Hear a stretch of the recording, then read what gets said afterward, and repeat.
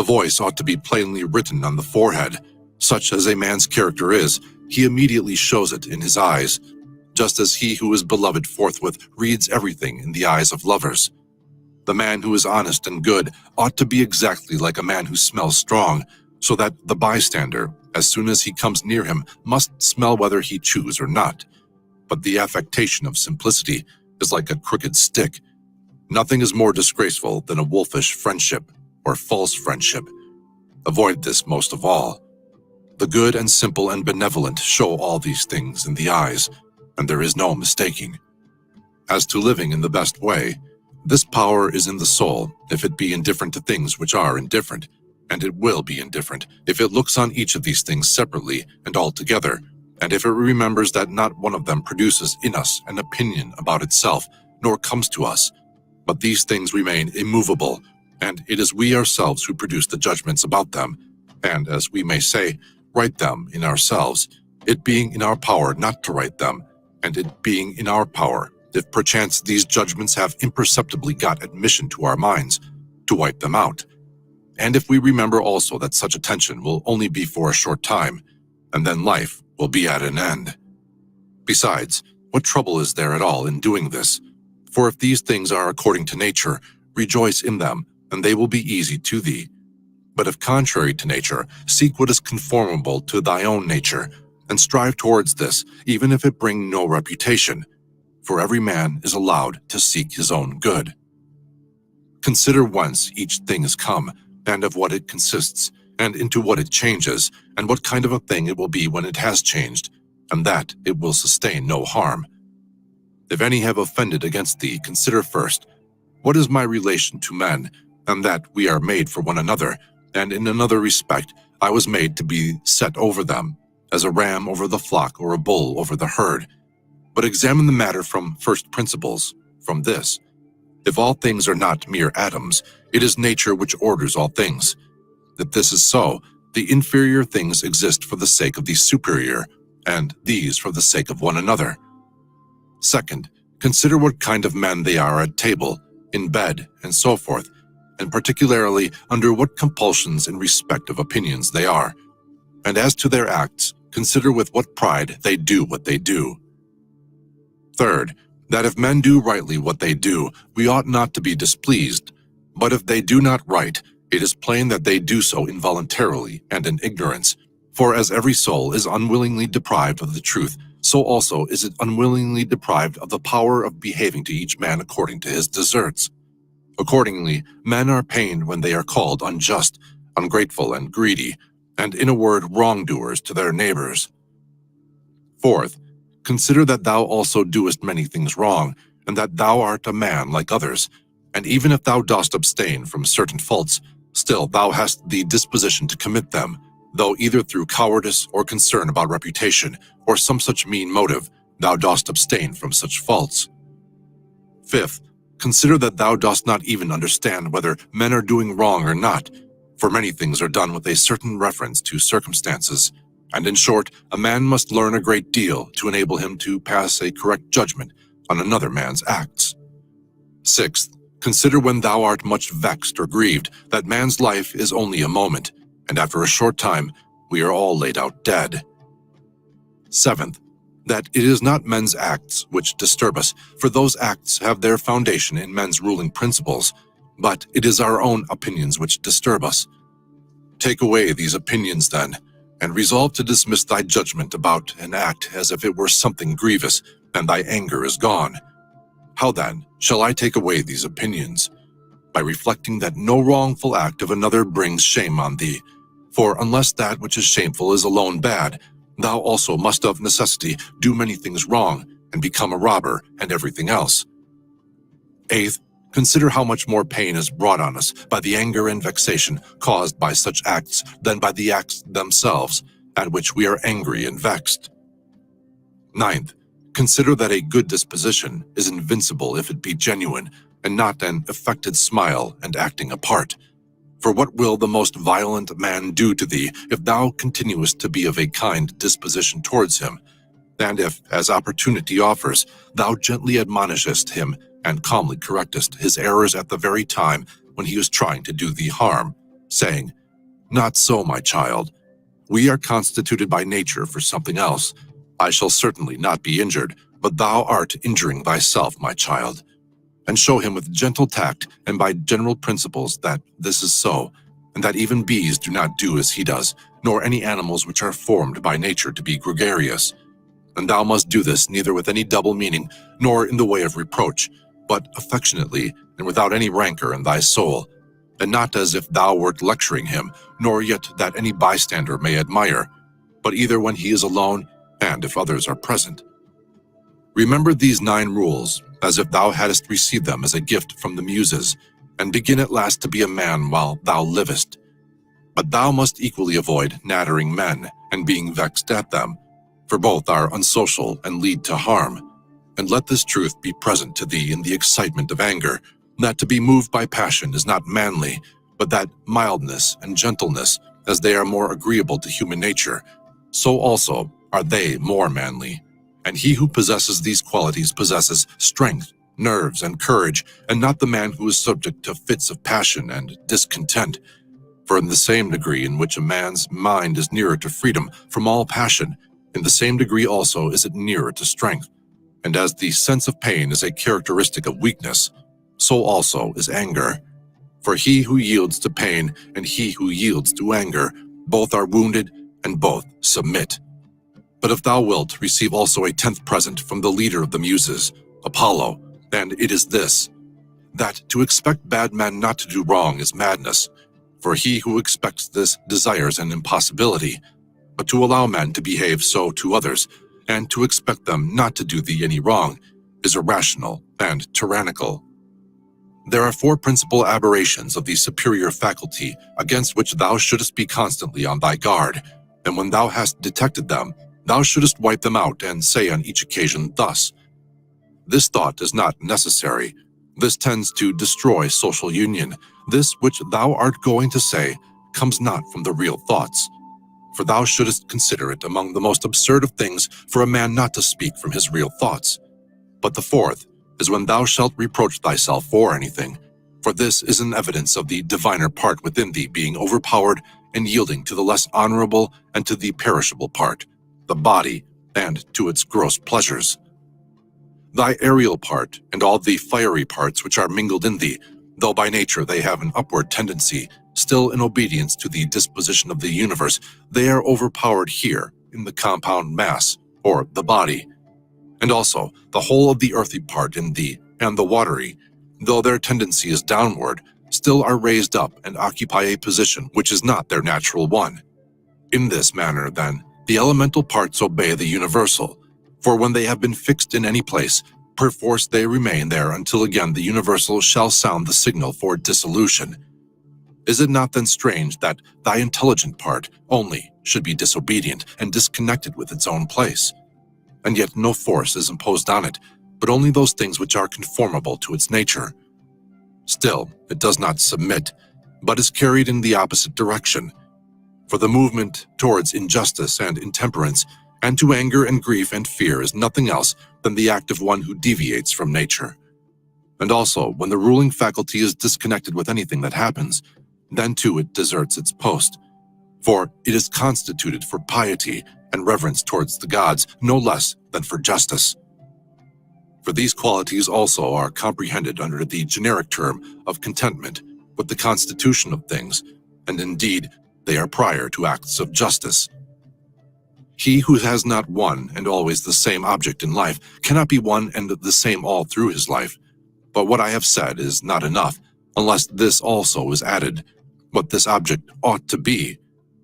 For as there is not the same opinion about all things which in some way or other are considered by the majority to be good, but only about some certain things, that is, things which concern the common interest, so also ought we to propose ourselves an object which shall be of a common kind, or social and political.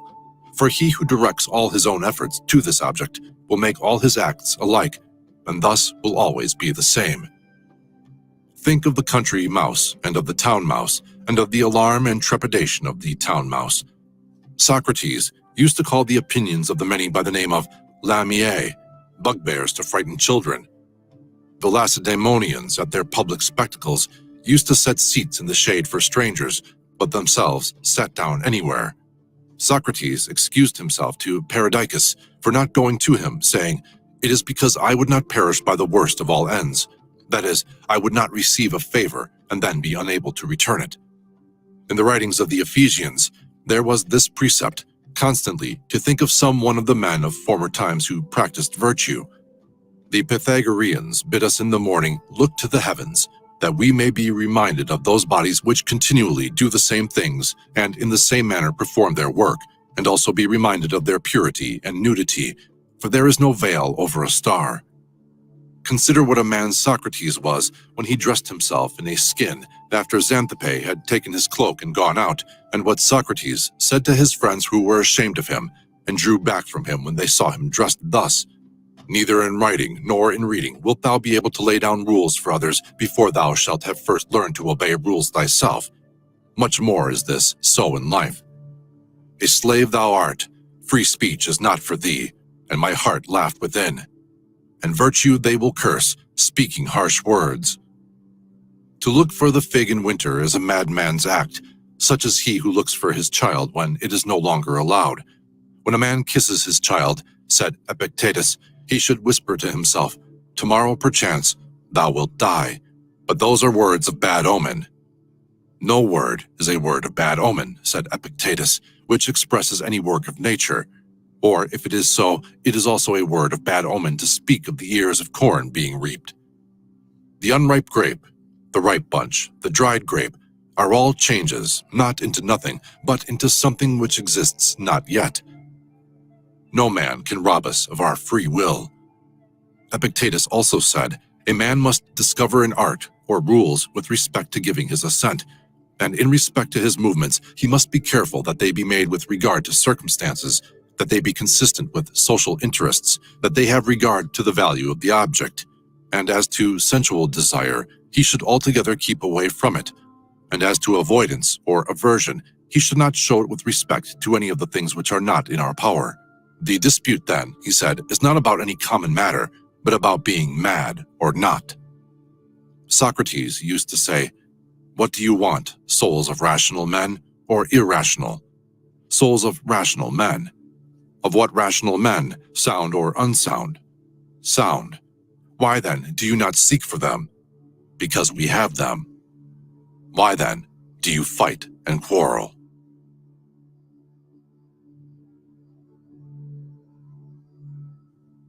Book 12. All those things at which thou wishest to arrive by a circuitous road, thou canst have now, if thou dost not refuse them to thyself. And this means, if thou wilt take no notice of all the past, and trust the future to providence, and direct the present only conformably to piety and justice. Conformably to piety, that thou mayest be content with the lot which is assigned to thee, for nature designed it for thee, and thee for it. Conformably to justice, that thou mayest always speak the truth freely and without disguise, and do the things which are agreeable to law and according to the worth of each. And let neither another man's wickedness hinder thee, nor opinion, nor voice, nor yet the sensations of the poor flesh which has grown about thee, for the passive part will look to this. If then, whatever the time may be when thou shalt be near to thy departure, neglecting everything else, thou shalt respect only thy ruling faculty and the divinity within thee. And if thou shalt be afraid, not because thou must sometime cease to live, but if thou shalt fear never to have begun to live according to nature, then thou wilt be a man worthy of the universe which has produced thee, and thou wilt cease to be a stranger in thy native land, and to wonder at things which happen daily as if they were something unexpected, and to be dependent on this or that. God sees the minds, or ruling principles, of all men bared of the material vesture, and rind and impurities. For with his intellectual part alone, he touches the intelligence only which has flowed and been derived from himself into these bodies. And if thou also usest thyself to do this, thou wilt rid thyself of thy much trouble. For he who regards not the poor flesh which envelops him, surely will not trouble himself by looking after raiment and dwelling and fame, and such like externals and show. The things are three of which thou art composed: a little body, a little breath or life, intelligence. Of these, the first two are thine, so far as it is thy duty to take care of them, but the third alone is properly thine. Therefore, if thou shalt separate from thyself, that is, from thy understanding, whatever others do or say, and whatever thou hast done or said thyself, and whatever future things trouble thee because they may happen, and whatever in the body which envelops thee, or in the breath, or life, which is by nature associated with the body, is attached to thee independent of thy will, and whatever the external circumflent vortex whirls round, so that the intellectual power exempt from the things of fate can live pure and free by itself, doing what is just and accepting what happens, and saying the truth. If thou wilt separate, I say, from this ruling faculty the things which are attached to it by the impressions of sense, and the things of time to come, and of time that is past, and wilt make thyself like Empedocles' sphere, all round, and in its joyous rest reposing. And if thou shalt strive to live only what is really thy life, that is, the present, then thou wilt be able to pass that portion of life, which remains for thee up to the time of thy death, free from perturbations, nobly, and obedient to thy own daemon, to the God that is within thee. I have often wondered how it is that every man loves himself more than all the rest of men, but yet sets less value on his own opinion of himself than on the opinion of others. If then a God or a wise teacher should present himself to a man and bid him to think of nothing and to design nothing which he would not express as soon as he conceived it, he could not endure it even for a single day. So much more respect have we to what our neighbors shall think of us than to what we shall think of ourselves. How can it be that the gods, after having arranged all things well and benevolently for mankind, have overlooked this alone, that some men, and very good men, and men who, as we may say, have had most communion with the divinity, and through pious acts and religious observances have been most intimate with the divinity, why they have once died should never exist again, but should be completely extinguished?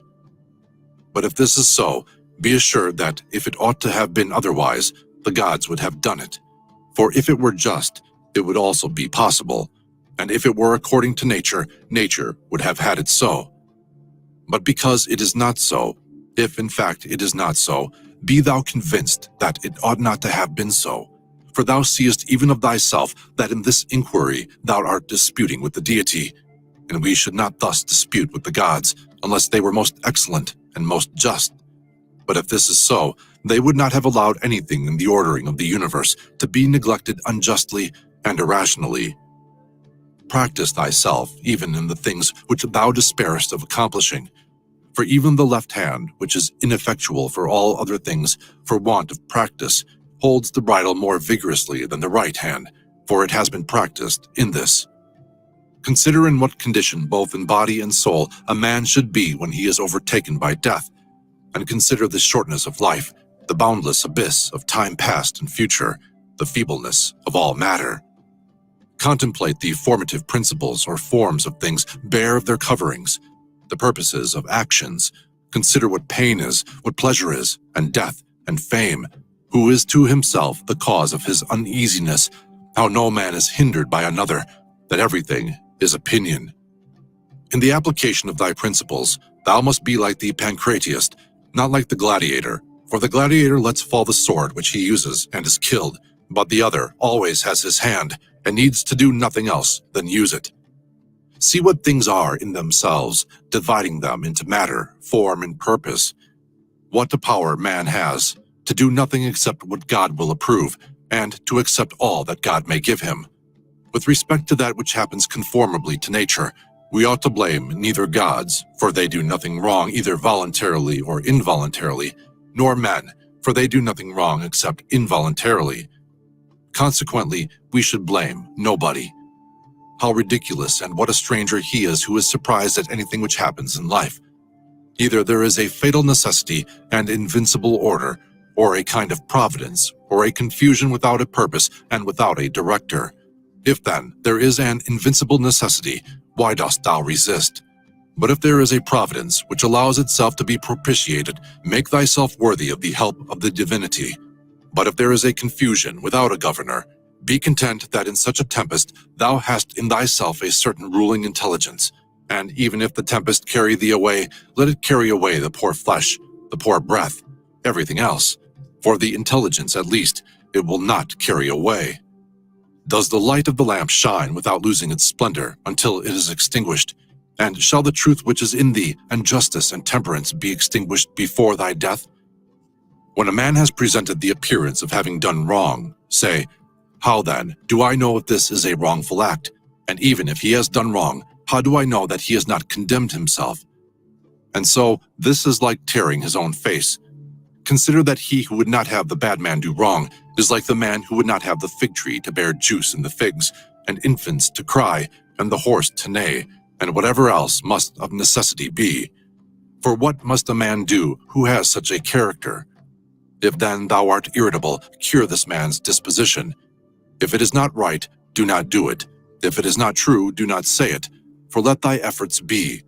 In everything, always observe what the thing is which produces for thee an appearance, and resolve it by dividing it into the formal, the material, the purpose, and the time within which it must end. Perceive at last that thou hast in thee something better and more divine than the things which cause the various affects, and, as it were, pull thee by the strings. What is there now in my mind? Is it fear, or suspicion, or desire, or anything of the kind? First, do nothing inconsiderately, nor without a purpose. Second, make thy acts refer to nothing else than to a social end. Consider that long before thou wilt be nobody and nowhere, nor will any of the things exist which thou now seest, nor any of those who are now living. For all things are formed by nature to change and be turned and to perish, in order that other things in continuous succession may exist. Consider that everything is opinion, and opinion is in thy power. Take away then, when thou choosest, thy opinion, and like a mariner who has doubled the promontory, thou wilt find calm, everything stable, and a waveless bay. Any one activity, whatever it may be, when it has ceased at its proper time, suffers no evil because it has ceased, nor he who has done this act does he suffer any evil for this reason, that the act has ceased. In like manner then, the whole, which consists of all the acts, which is our life, if it cease at its proper time, suffers no evil for this reason, that it has ceased.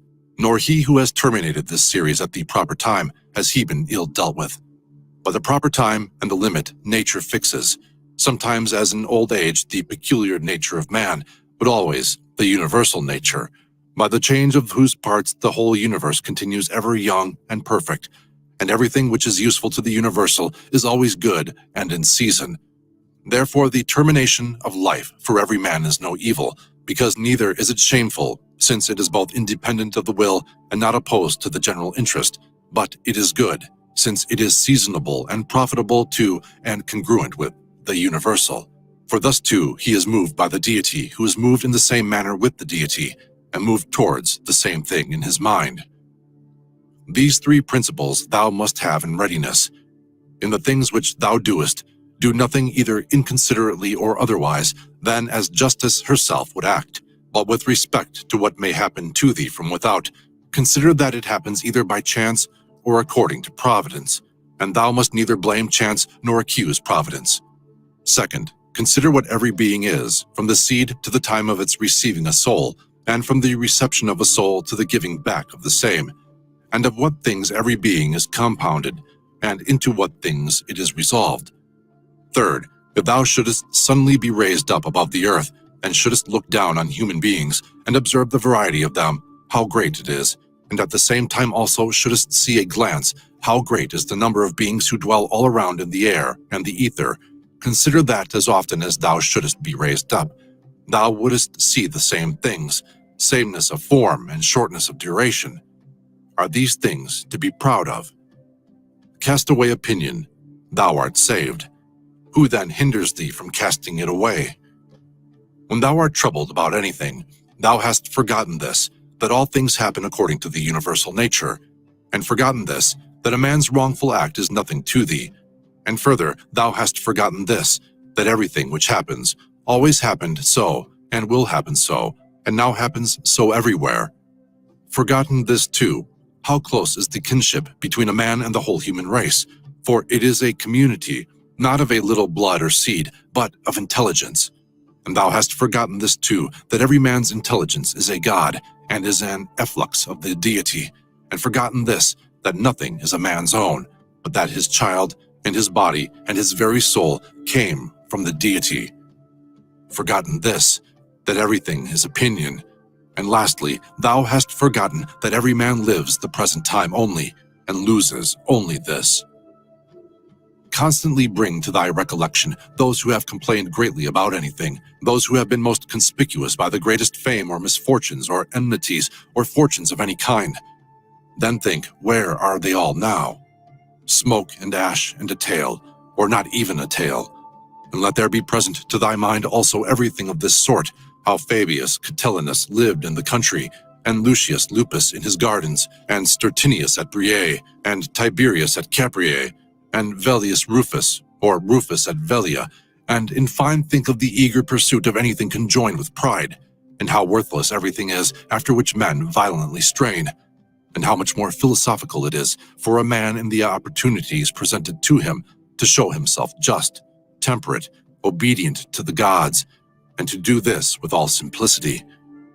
For the pride which is proud of its want of pride is the most intolerable of all.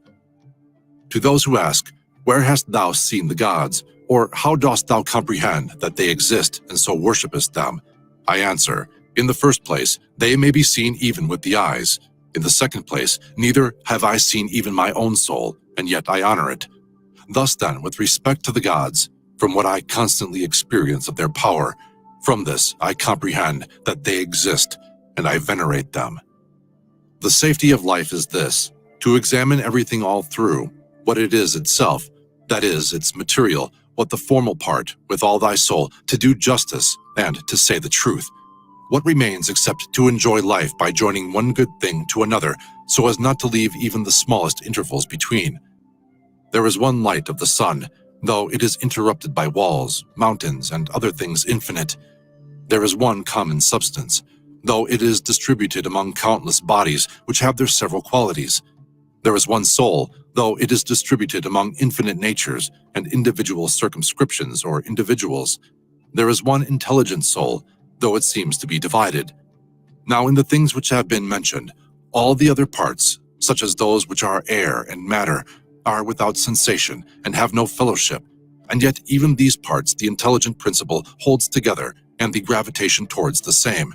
But intellect in a peculiar manner tends to that which is of the same kin, and combines with it, and the feeling for communion is not interrupted.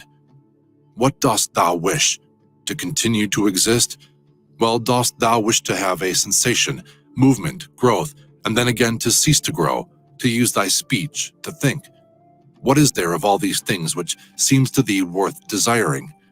But if it is easy to set little value on all these things, turn to that which remains, which is to follow reason and God. But it is inconsistent with honoring reason and God to be troubled because by death a man will be deprived of the other things. How small a part of the boundless and unfathomable time is assigned to every man, for it is very soon swallowed up in the eternal. And how small a part of the whole substance, and how small a part of the universal soul, and on what a small clod of the whole earth thou creepest. Reflecting on all this, consider nothing to be great except to act as thy nature leads thee, and to endure that which the common nature brings. How does the ruling faculty make use of itself? For all lies in this, but everything else, whether it is in the power of thy will or not, is only lifeless ashes and smoke. This reflection is most adapted to move us to contempt of death, that even those who think pleasure to be a good, and pain an evil, still have despised it. The man to whom that only is good which comes in due season, and to whom it is the same thing whether he has done more or fewer acts conformable to right reason, and to whom it makes no difference whether he contemplates the world for a longer or a shorter time. For this man, neither is death a terrible thing. Man, thou hast been a citizen in this great state of the world. What difference does it make to thee whether for 5 years or 3? For that which is conformable to the laws is just for all. Where is the hardship then, if no tyrant, nor yet an unjust judge, sends thee away from the state, but nature, who brought thee into it? The same as if a praetor who has employed an actor dismisses him from the stage. But I have not finished the 5 acts, but only 3 of them. Thou sayest well, but in life the 3 acts are the whole drama. For what shall be a complete drama is determined by him who was once the cause of its composition, and now of its dissolution. But thou art the cause of neither. Depart then satisfied, for he also who releases thee is satisfied.